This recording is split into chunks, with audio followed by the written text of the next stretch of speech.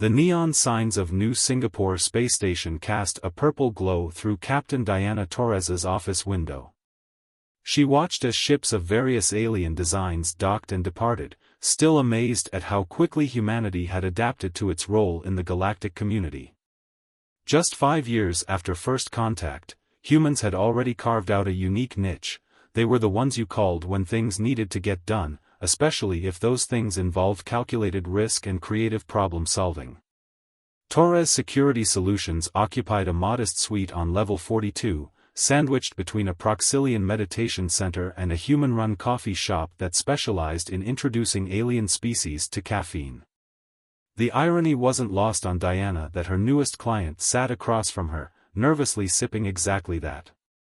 Ambassador Vorn of the Zanari Collective looked distinctly uncomfortable in the human-sized chair. His crystalline exoskeleton caught the light as he shifted, creating rainbow patterns on the office walls. Like all Zanari, he resembled a cross between a praying mantis and a diamond sculpture, with multiple limbs that moved with precise, almost mathematical grace. Captain Torres, his translator hummed, converting the musical tones of Zanari speech into English. We have researched extensively, and your firm's reputation for handling delicate matters is unmatched. Diana leaned back in her chair, studying the alien diplomat. After 15 years in Earth's Special Forces and another 3 running her own security outfit, she'd learned to read body language across species. The ambassador was hiding something. You mentioned pirates in the Outer Rim, she said, keeping her tone neutral. But the Zanari Collective has its own defense fleet. Why come to us? Vorn's crystalline structure flickered with bands of blue, a sign of anxiety, according to Diana's xenobiology briefings.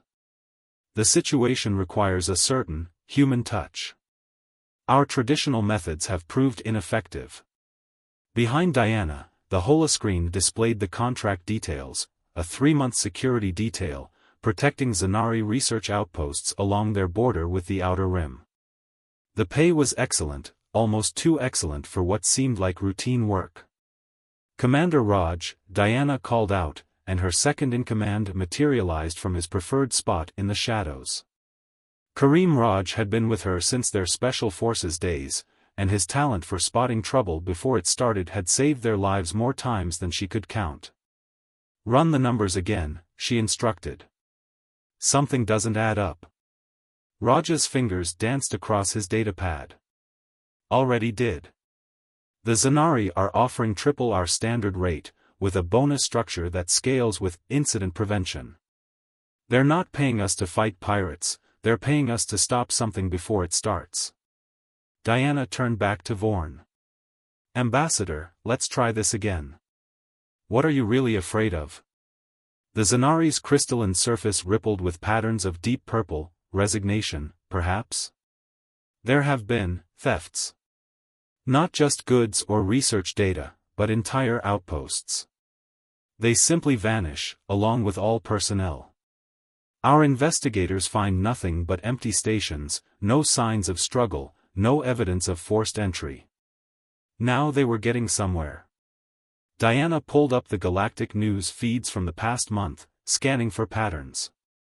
These wouldn't happen to coincide with the disappearances in the Cygnus sector, would they?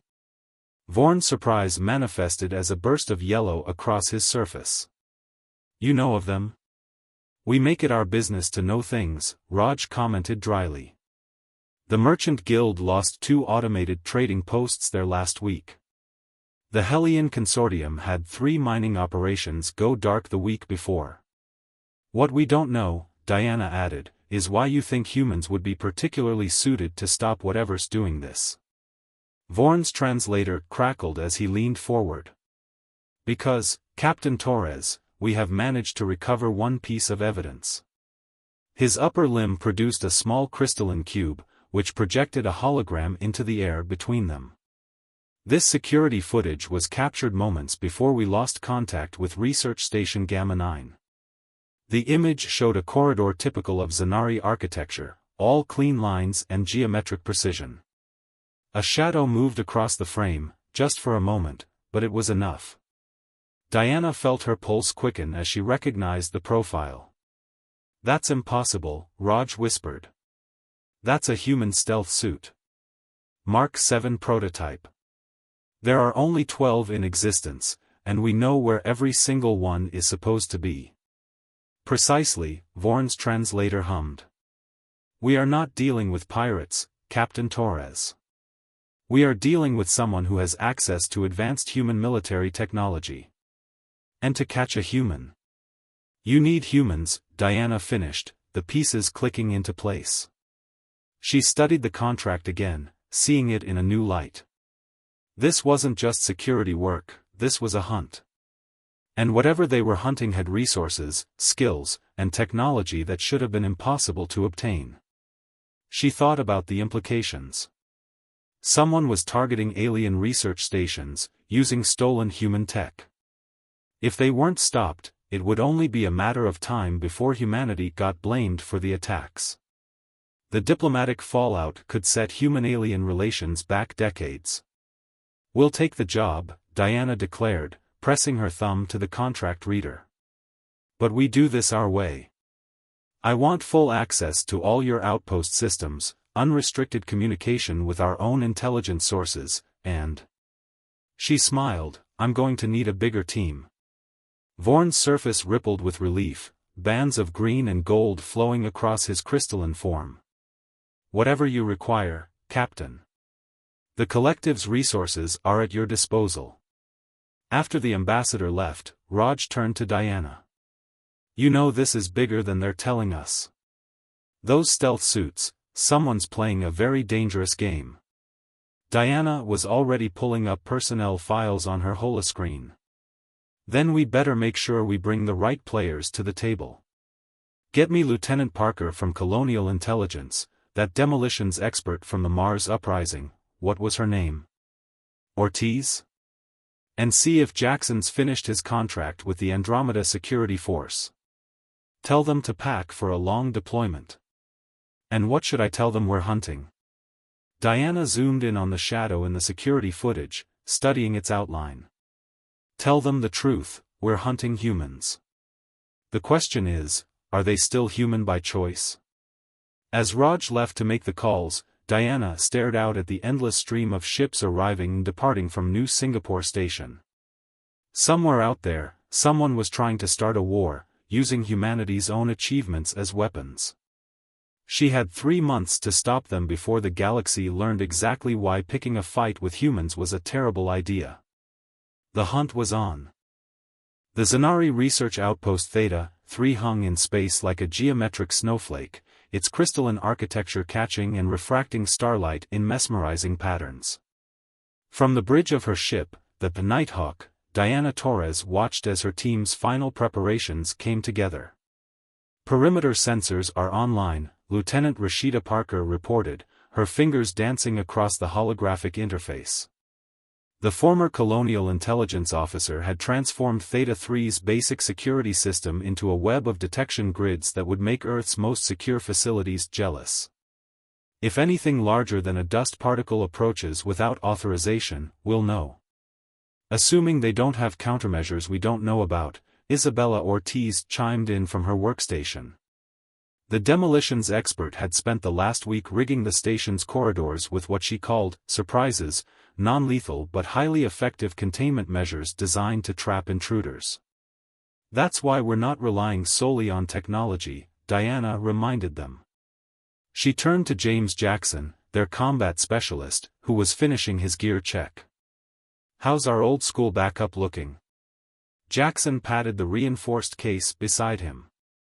20 sets of motion sensors, completely analog. No digital signature, no way to hack them. Sometimes the old ways are the best ways.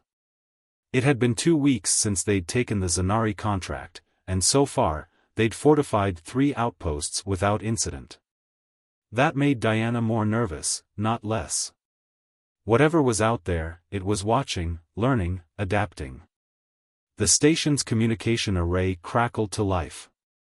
Captain Torres, Ambassador Vorn's translator hummed, we've detected unusual energy readings from Research Station Epsilon 7. It's not responding to hails. Diana felt her pulse quicken. Epsilon 7 wasn't on their protection list, it was supposed to be too insignificant to target. How long since last contact? 17 minutes. That's our window, Diana announced, already moving. Parker, you have bridge command. Jackson, Ortiz, gear up. We're taking the fast shuttle. The shuttle's engines burned hot as they pushed through space toward Epsilon 7. Diana used the time to brief her team. Remember, we're dealing with human tech being used in ways it wasn't designed for. Expect the unexpected. Still don't understand how they got their hands on those stealth suits, Jackson muttered, checking his weapon's charge. The prototypes were under heavier security than Earth's nuclear codes. Maybe that's the wrong question, Ortiz suggested, adjusting her demolitions vest. Maybe we should be asking why they wanted them specifically. Diana had been wondering the same thing. The Mark 7 suits were incredible pieces of technology, but they weren't the most advanced weapons humans had developed. They were, however, perfect for infiltration. Epsilon 7 came into view, looking deceptively peaceful. No external damage, no signs of forced entry. Just silence. Life signs? Diana asked as they approached. Reading 37 signatures, Jackson reported, frowning at his scanner. That's 13 more than the station's usual complement. Our friends brought company, Ortiz noted grimly. They docked at the emergency airlock, bypassing the main bay. As they cycled through decontamination, Diana laid out the plan. We go room by room, level by level. Anything looks off, we mark it and move on. Primary objective is identifying the intruders. Secondary is determining their target. The station's corridors were eerily quiet. Emergency lighting cast everything in a pale blue glow, creating shadows that seemed to move when viewed from the corner of one's eye. Their boots made no sound on the crystalline floor. Zanari architecture was designed to absorb vibrations. They found the first body in the main research lab. A Zanari scientist, their crystalline form darkened and cracked. Beside them lay a strange device, clearly of human manufacture but modified with alien technology. What the hell? Ortiz whispered, scanning the device. This is quantum entanglement tech, but it's been merged with Zanari crystal matrices. The power signature is like nothing I've ever seen. Over here, Jackson called softly. He stood before a wall of data crystals, each containing years of research. Several slots were empty. They're not just stealing tech, they're stealing knowledge. Diana was about to respond when her combat instincts screamed a warning. She dove forward, tackling Jackson as a shadow detached itself from the ceiling. Where they had been standing, a figure in a Mark 7 stealth suit materialized. But this wasn't the sleek, tactical design Diana remembered. The suit had been modified, covered in crystalline growths that pulsed with internal light. The figure moved with an unnatural grace, as if gravity was merely a suggestion. Contact! Diana shouted, rolling to her feet and drawing her weapon. The figure's helmet turned toward her, revealing not a visor but a crystalline faceplate that seemed to peer into her soul. Humans, a voice emanated from the suit, distorted and layered with harmonics that made Diana's teeth ache. Always so predictable. Always rushing to the rescue. More figures emerged from the shadows, their modified suits making them appear as living shadows with crystalline hearts. They moved in perfect synchronization, like dancers in a deadly ballet. Who are you? Diana demanded, her team forming a defensive circle. We are evolution, the first figure replied. The next step. Humanity's greatest achievement was not its technology, but its adaptability. Its drive to become more. We have simply accelerated the process. Understanding dawned with horrifying clarity. These weren't thieves using stolen human tech. These were humans who had used alien technology to change themselves into something else entirely. The stations, Ortiz breathed. You're not stealing research, you're using it to transform more people. Very good, the figure praised. The Zanari's crystalline technology, combined with human ingenuity, allows for possibilities neither species imagined.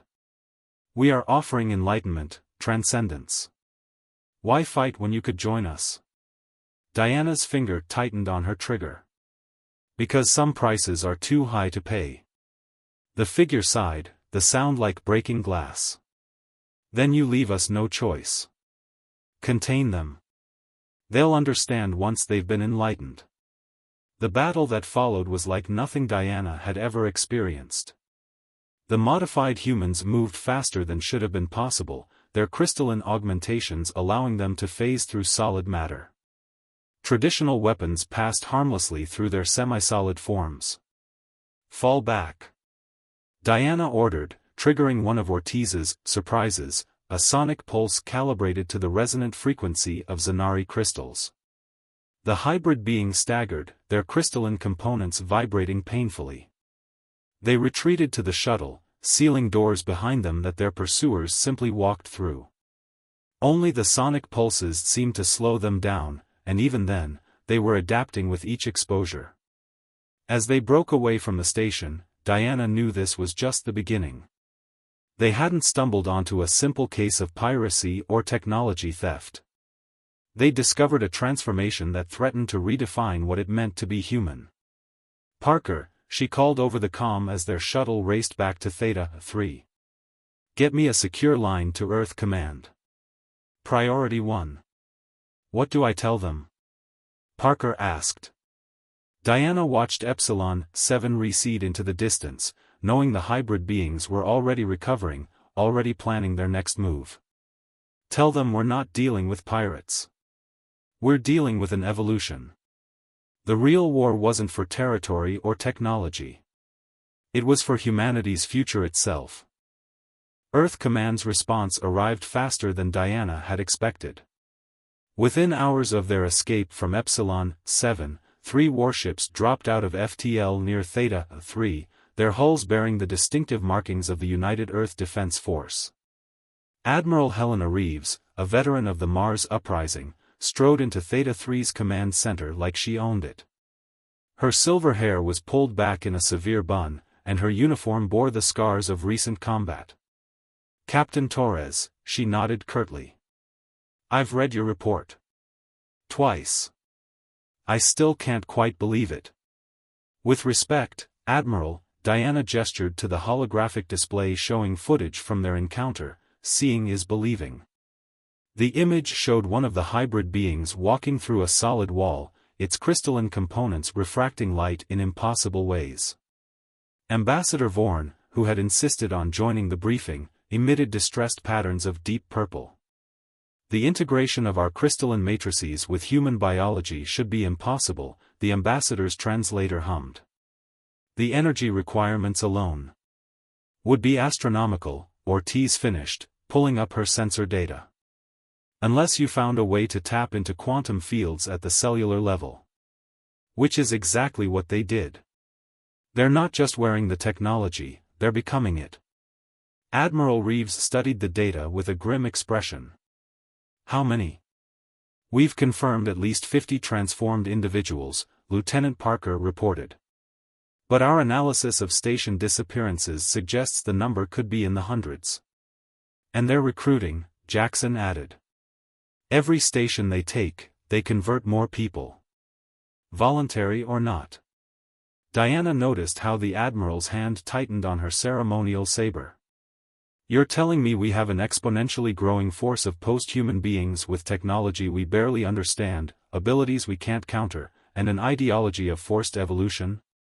That's not the worst part, Diana said quietly. All eyes turned to her. Show them what we found in the station's research logs, Parker. The holographic display shifted to show complex molecular diagrams. They're not just using Zanari technology, Parker explained. They're combining it with other alien tech. Each transformation incorporates new elements, new abilities. They're evolving their evolution. The real question, Diana continued, is why now? Why start with remote research stations? They clearly have the capability to hit bigger targets. Admiral Reeves's eyes narrowed. They're practicing. Perfecting their techniques before. The station's alert system blared to life, cutting her off. Red warning lights pulsed as Parker's hands flew across the control interface. Multiple contacts, she shouted. Dropping out of FTL, everywhere. They're not even trying to hide anymore. The tactical display lit up with dozens of signals. Ships of unknown configuration, their hulls gleaming with the same crystalline patterns as their creators, emerged from hyperspace around every major Zanari outpost in the sector. Message incoming, Parker reported. Broadcasting on all frequencies.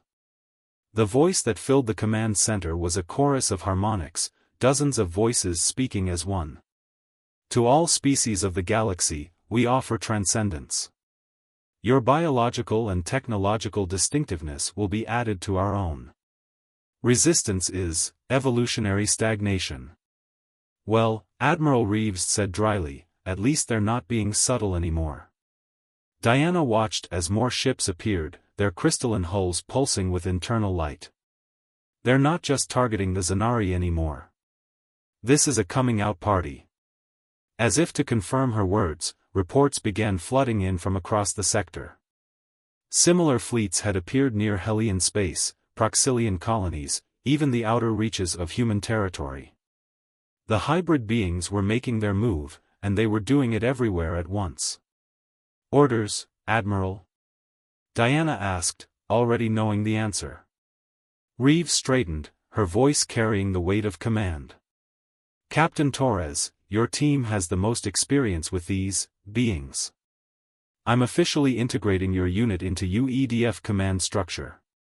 Lieutenant Parker, get me a secure line to every human ship in the sector. Ambassador Vorn, I suggest you do the same for your people. And the mission?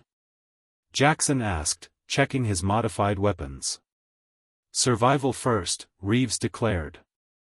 Then we figure out how to stop an enemy that can walk through walls and rewrite their own DNA. Diana turned to her team. Ortiz, those sonic pulses worked once. Can you weaponize them on a larger scale? The demolitions expert grinned. Give me 6 hours and unlimited coffee. You have 3 hours and whatever's left in the mess hall. Close enough. As her team dispersed to their tasks, Diana studied the tactical display. The hybrid ships were moving with purpose, establishing blockades around key strategic points. This wasn't a random assault, it was a carefully planned invasion. They're not just declaring war, she realized. They're declaring themselves a new species.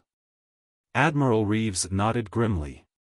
And like every new species in history, they're starting with conquest. Ambassador Vorn's crystalline surface rippled with determination, a rare display of emotion for a Zanari. Then perhaps it is time for the old species to remind them why we survived long enough to evolve in the first place. Diana thought about the transformed humans they'd encountered, about the certainty in their distorted voices. They believed they were the next step in human evolution, that their way was inevitable. But if there was one thing humanity had proven throughout its history, it was that nothing was inevitable. Not even evolution. Admiral, she said, a plan forming in her mind, I have an idea. But you're not going to like it. Captain, Reeves smiled wolfishly, those are always the best kind. Around them, the crystalline walls of Theta 3 pulsed with emergency lights as both sides prepared for a war that would determine not just the fate of humanity, but the very definition of what it meant to be human. The evolution of warfare was about to take on a whole new meaning. Turning the tide. Ortiz's voice crackled over the comm as Diana piloted her strike team's shuttle through the debris field. The quantum resonance bombs are ready. 30-second delay after activation, then they'll disrupt any crystalline structures within half a kilometer. Any crystalline structures? Diana glanced at Ambassador Vorn, who commanded the Zanari support vessel flying parallel to their formation. We have adjusted our outer matrices to a different frequency, the ambassador's translator hummed. Your weapons will not harm us, theoretically. 3 weeks had passed since the hybrid beings launched their invasion. 3 weeks of watching colonies fall, of seeing more humans and aliens transcend into crystalline entities. But they'd also learned. Each encounter, each battle, revealed more about their enemy's capabilities and limitations. Theory becomes practice in 5 minutes, Admiral Reeves transmitted from her command ship. Strike teams, commence Operation Evolution. Diana's shuttle dove toward the massive crystalline structure that had once been Hellion Colony 7. Now it served as one of the hybrid's transformation centers, its architecture twisted into impossible geometric patterns that hurt the eyes to look at. Remember, she briefed her team, we're not here to fight. We're here to deliver the package. Jackson checked the specially shielded container in the shuttle's hold. Inside was the culmination of 3 weeks of desperate research, a virus designed to target the quantum crystalline interface that allowed the hybrids to exist. Still think they'll take the bait? Parker asked from her station. Diana watched as the first hybrid ships moved to intercept them. They'll have to. We're threatening their ability to reproduce. The battle that followed was chaos incarnate. Hybrid ships phased through conventional weapons fire while Zanari vessels fired modified energy beams that disrupted their crystalline structures. Human ships launched Ortiz's resonance bombs, creating spheres of disruption that forced the hybrids to remain solid or risk molecular destabilization. Diana's shuttle used the confusion to slip through, taking hit after hit but staying together through sheer determination and Parker's creative shield modifications. They crashed more than landed in the colony's main hangar, but they were in. Defend this position, Diana ordered as hybrid beings began phasing through the walls. She grabbed the container. I'm going to pay their leader a visit. She ran through corridors that rippled with crystalline growth, following the energy signatures Parker had identified. The hybrids pursued, but Ortiz's sonic grenades kept them at bay. Finally, she reached the central chamber, and stopped dead in her tracks. The being that awaited her was enormous, a crystalline entity that pulsed with the combined consciousness of hundreds of transformed individuals. At its core, barely recognizable, was a human form. Captain Torres, the entity spoke with 1,000 voices. Have you come to transcend?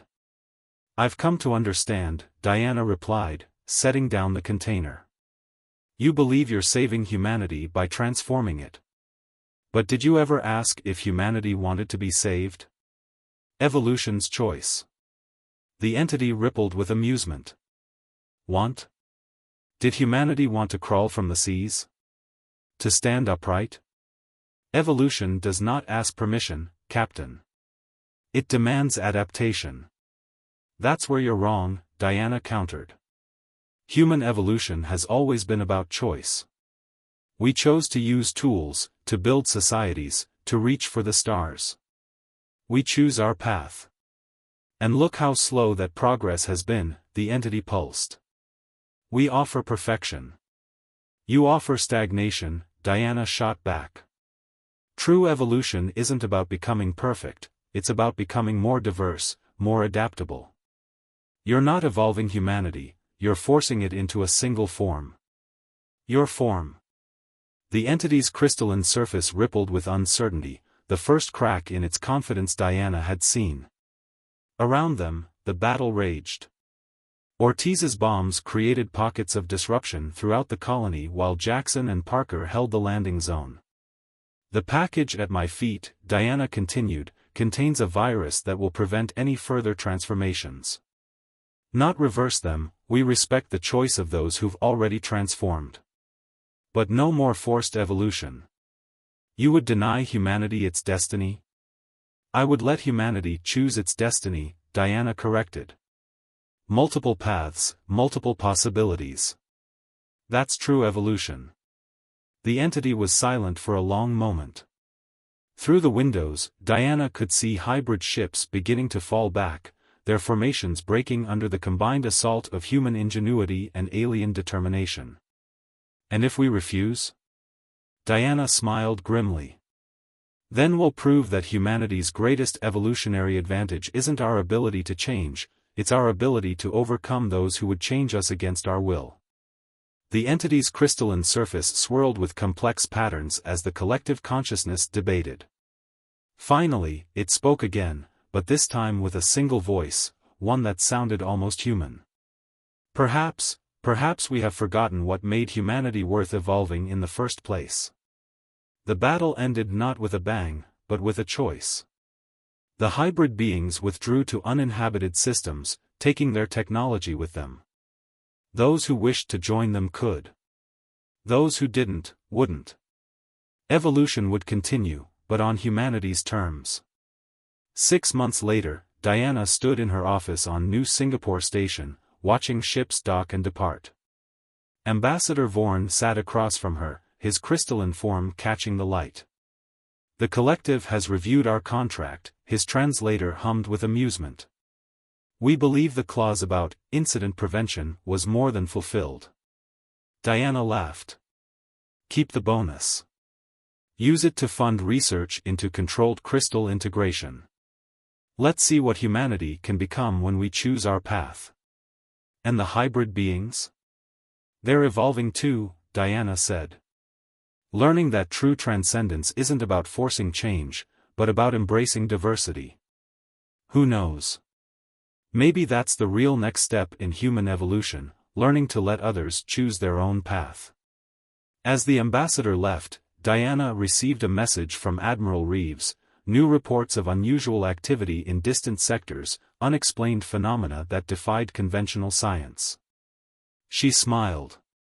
The galaxy was vast, full of mysteries and possibilities. Humanity would face more challenges, more choices about how to evolve. But they would face them as they always had, not as a single, perfect form, but as a species united by their diversity, their adaptability, and their fundamental right to choose their own destiny. The hunt wasn't over. It was just evolving. The end.